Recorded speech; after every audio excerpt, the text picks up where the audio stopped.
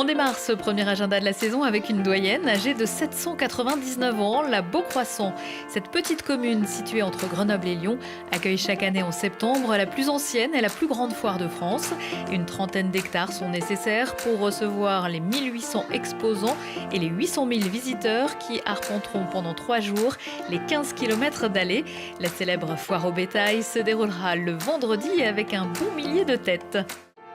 Dans le cadre des Journées du patrimoine, suivez Nicolas Le Breton, alias Esquirol, l'occultiste, pour débusquer les Lyonnais les moins fréquentables de l'histoire. De l'ultime procès en sorcellerie français qui vit brûler 20 victimes jusqu'aux hosties sanglantes de l'abbé Boulan.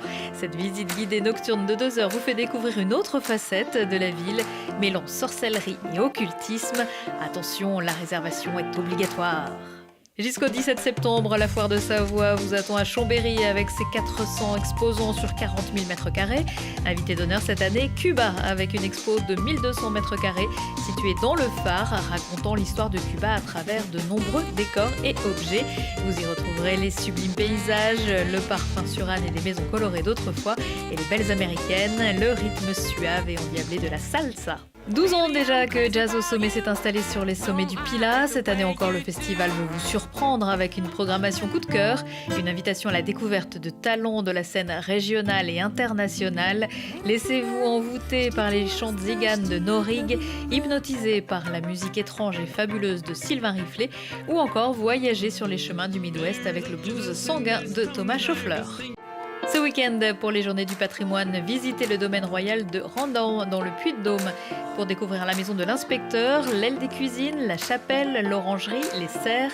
Le domaine abrite également une collection de 450 animaux naturalisés uniques en France. En visite libre, le parc de 40 hectares et son sentier de 3 km, ainsi qu'une exposition présentant des meubles et objets récemment restaurés. Situé dans l'ancien couvent de la Visitation à Romans-sur-Isère, le Musée international de la chaussure expose dans les cellules occupées jadis par les religieuses des modèles anciens et contemporains. Parmi les 16 500 pièces de collection, les visiteurs pourront voir des bottes de mousquetaires, des bottillons de femmes chinoises, des poulaines du Moyen-Âge, ainsi que des créations de bottiers célèbres. Un voyage à travers le monde et les siècles racontant l'histoire d'un objet intemporel.